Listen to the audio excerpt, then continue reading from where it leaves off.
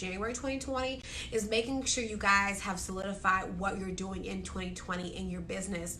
A lot of times I'm finding, even my clients and just comrades in business, is that many times our heads are so stuck in the business that we have not taken a breath or a pause to make sure that we're actually assessing what worked last year, what didn't work, what were our strengths, what were our weaknesses, what do we need to revise. So the first thing that you really need to do is you need to do an assessment. Number one, an assessment of what 2019 did for your business.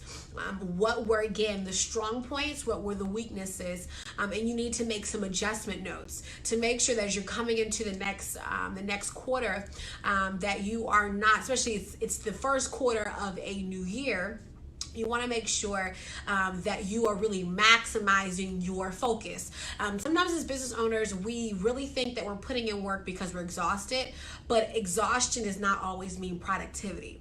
Say that one again. Exhaustion does not equate to productivity. Exhaustion is exhaustion. It means that you're tired, but you want to make sure that you're tired for the right reasons. I'll never forget running my business many times where I was so frustrated because I was so tired and the profit was not there. So I was just burning up all this energy, and really the money did not equate to the exhaustion that I was putting in. And so you really want to make sure that you're maximizing your exhaustion. If you're going to be tired for a reason. Be tired for a good reason. And that should be that you are having some lucrative steps, some lucrative moves, and that is actually worth your time.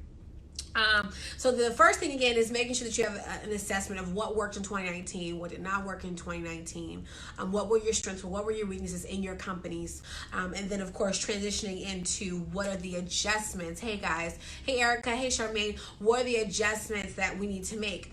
Now in that's where the profit calendar comes into play.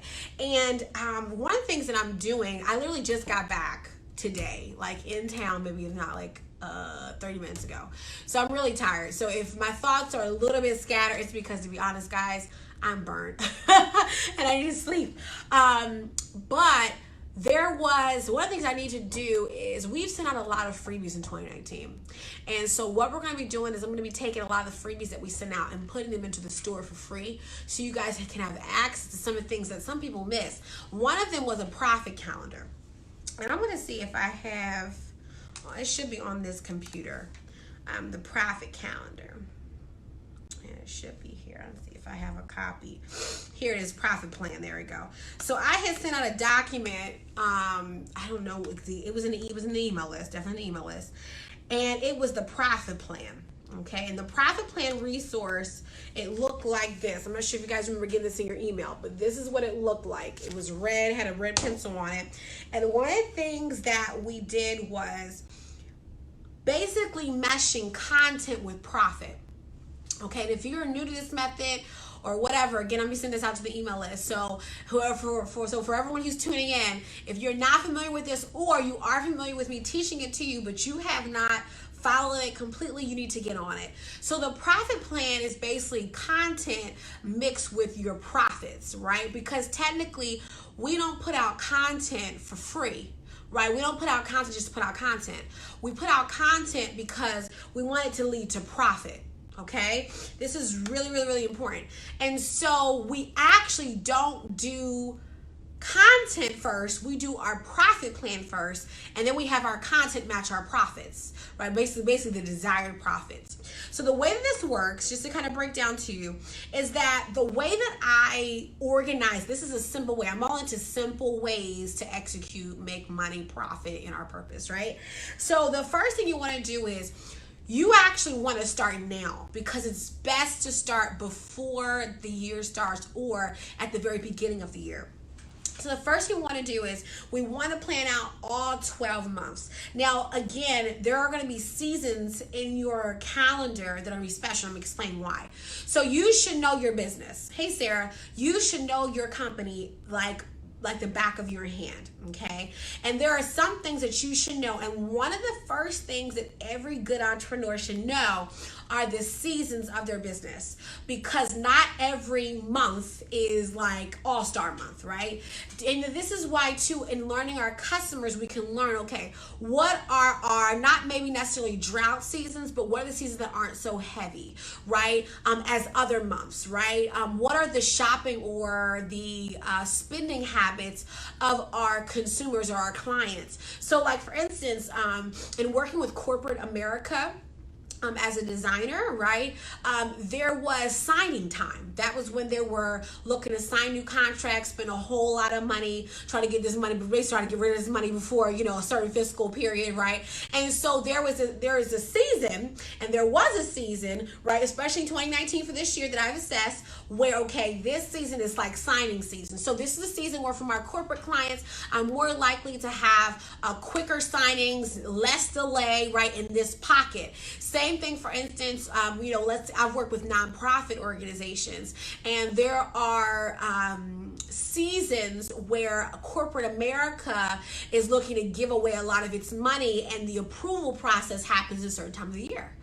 And so it's good to know when those seasons are, right? So in your business, you want to know when are the really up seasons, where are the seasons, and where are the drought seasons. And you want to know that for specific reasons, because you want to know how to market your business so that you are not experiencing, even in your drought seasons, you can be strategic and say, okay, we're going to flip this another way. Maybe we're going to make business another way or in another format, right? So perfect example is that if I have a grass cutting company, right, and I know that, during the spring and summer, I am in fall, I'm really, really there, right? You're outside, you're making a lot of money. What happens though during the winter seasons where there's no grass to cut, there are no leaves to rake? So then how are you monetizing? Now, again, you may make so much money in that short period of time, you don't have to work in the winter, right?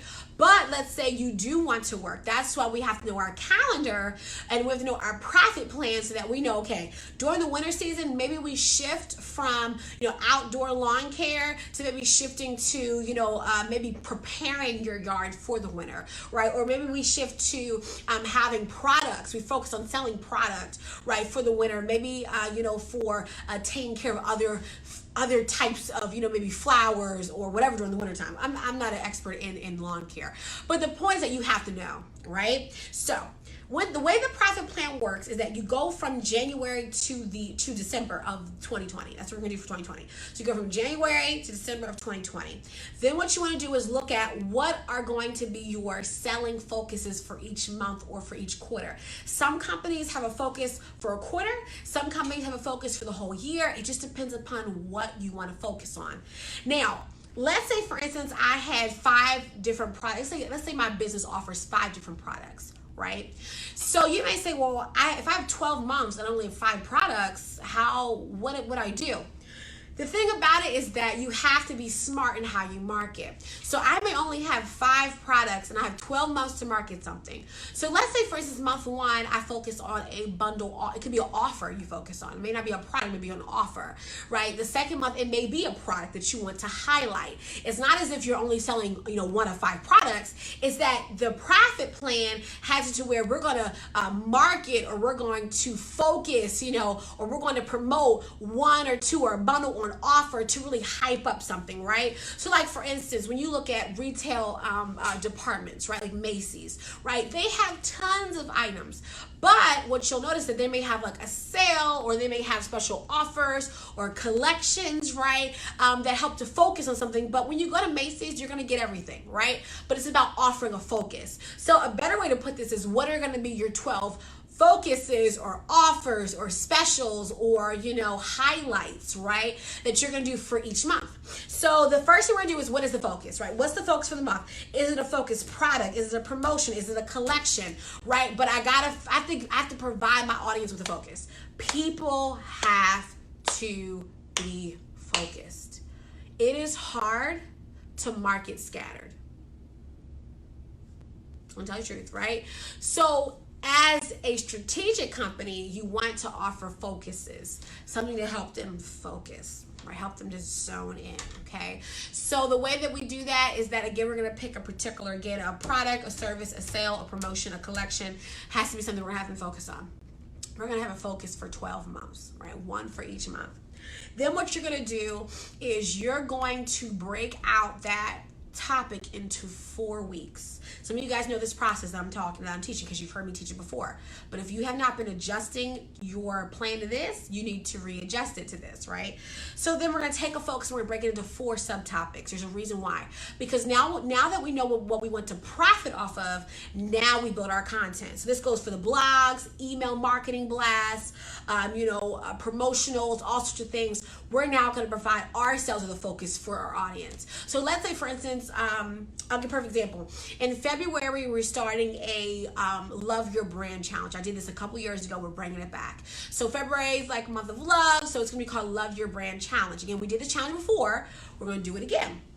And so I'm going to be, of course, selling a product, of course, right? Because you're not doing things for free. So I'm going to be selling a product for that month. And the Love Your Brand, that's the focus, right? That's the challenge. We're going to split it into 4 subtopics, right? Of 4 ways to love your brand. And in those 4 ways to love your brand, where each love is dedicated to a week, there's going to be content that I'm going to create for that. Does that make sense? So I'm not creating content because I just need to have a social media page, or no. You don't create free stuff for nothing. There's no such thing as free, right? It should be to push people to purchase a product, a service, or an offer. Right? So if you're just like, in bed or in your office, you're just like, oh, I need to post something because I need to keep my social media active. It's not about that. We use our social media outlets to push people to do something, right? Social media content is not for people just to look at it. It's not for people to like it. It's for people to push them to do something. So if I have not already set up a strategic product as the focus for them to purchase, invest in, or experience, you're doing nothing but creating pretty content that is going to make you frustrated, because then you're going to say to me, Gigi, I've created all this amazing content and no one is buying something. They're not buying anything. And you know what my question is going to be? Well, then what was your product plan? Did you have a profit plan? What was your profit plan? What was your profit plan? Is there a plan that leads it back to profit? Okay, so we want to make sure that as we're doing these 12 months, and the way I'm going to do this is I'm going to make sure I'm sending this out again. So this is the research you're going to get in the email list. Okay, I'm going to send this out today with this video link, so everyone can watch this live video I'm doing right now. And with this, there is another video you can watch that actually teaches you on how to do a profit plan. Okay, teach you how to do the profit plan in depth. Okay, so after we do that, then we're going to go into, okay, next is what will be my touch points? Every good profit plan in each month has to have touch points. What are going to be my touch points for the month? So in other words, how am I going to touch my audience? Am I going to be in person? So does this mean I have networking events I'm going to go to touch people physically? How, in other words, really you're asking yourself, how am I going to bring in profit this month? That's really what you're asking. Is it going to be through returning clientele? Right? Because I can say all the time, oh, well, it's word of mouth. Okay, great. But you have to expand past that, right? You know, for instance, at the school, word of mouth has pretty much been our number one bread and butter for the school, right? However, we can't just solely depend on that. That's why we have billboards, right? That's why we do direct mail. Because I can say all day, oh yeah, people are going to come. But if we want new blood to come in the doors, because we know the cycle of our customers, right? Then we know that we have to do some touch points. So what would be your touch points? What are the dates of the touch points? So for instance, if you know that, okay, I'm going to be doing live streams on these dates and these are the times, right? I'm going to be doing some in-person networking and these are the networking events I'm going to. This is going to help you set in your mind, okay, this is what's happening this month of how I'm going to convert people into profit, okay? Because that's really what we're doing. We're building platforms, okay? We're gathering people and then we're profiting. Now, profit again can look different. If you're a nonprofit, your goal is to get donors, right? Or supporters. If you are a for-profit, your goal is to get clients or customers. Either way, the goal is to profit, because even if you want to, even if you're a nonprofit, you can't take care of people for free.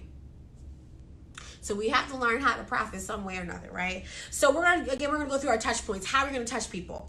Then you're gonna go through what are gonna be your live energy actions. Live energy actions are where you have to be physically in person to show up. That's like, again, that's like networking, a live stream. Like right now, I have to be physically present for a live stream. Now, however, there is software where I can do a pre-recorded stream, right? There is that ability. But for the most part, for most people, that's not what they're doing. Right? You're showing up live. So how are you going to show up to get this profit? A lot of people assume that you can make money without doing anything. That's not how it works. Then, of course, you may have some additional ideas. Then you're going to have your calendar, which looks like this. You guys see that calendar on my laptop? See that calendar that goes across like that? So your calendar, you should have a document somewhere. I like Google Docs. I'm a huge fan of Google Docs. And you can use Google Docs as a way. Let me pull it up and see if I have an example.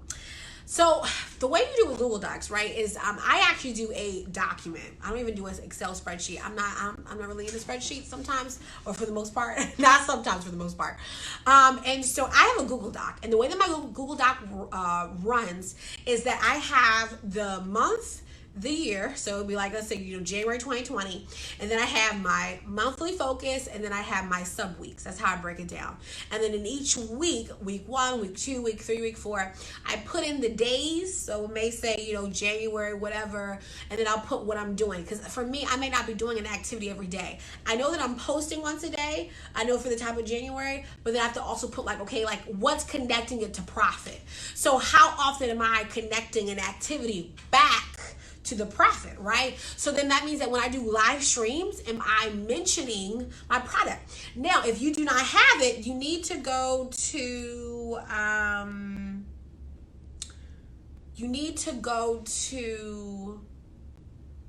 it's on my blog. Go to my blog, there's an article on live streaming. And inside is a live stream template. Great resource. I use it when I have to do not this kind of live, like a real teaching live. It's going to help you to set up your live stream so that you are always basically you're not forgetting to promote. A lot of people go live and they forget to promote themselves. They just are there to talk. So you want to connect, okay, if I'm going to go live, I'm going live based upon the subtopic that links to the profit, right? Whatever the focus is, whatever the core product or core service is. And I'm making sure that this live is not just to go live, but it's to connect back to a product or service or an offer or an experience. Got it? So that's how I want to that's how I want you to flow. I don't want you to do any more live free actions. I want you to do actions that are always going back to the profit. That's what we do, because you're a business owner. Whether you're a nonprofit, this is important.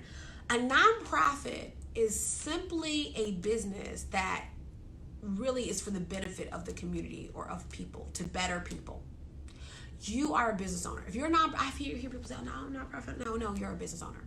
So the bottom line is that if you're a nonprofit, you're either going to get grants or you're going to get donors. If you're for profit, you're going to get clients or customers. Everything does need to connect back to benefiting the company so that you can continue to do what you want to do, whether it's to, be a blessing to people as a nonprofit, or whether it is to help you shoot for your goals as a for-profit. But the one thing I definitely want to leave, because we're done, the one thing I want to encourage you to do is that I do not want you to no longer do free actions, right? That's why you need to do the profit plan, because you don't have time to do free actions anymore. Things have to link back strategically to the business. And if it does not make sense, it's not making, I think the saying is, if it doesn't make dollars, doesn't make sense. But it's very true, because I have seen many, many, many business owners this past year, actually we're not even done the year. So this year, 2019, waste time, effort, and energy because you're wasting your time on free actions. And there's nothing wrong with free action, but free action has to lead to a profit of some kind, right? So I hope that you guys, again, my takeaway from this is I want you to do two things. Number one, I need you to assess your 2019, make sure you're understanding the cycles and getting ready for 2020. The second thing is you need to do your profit plan.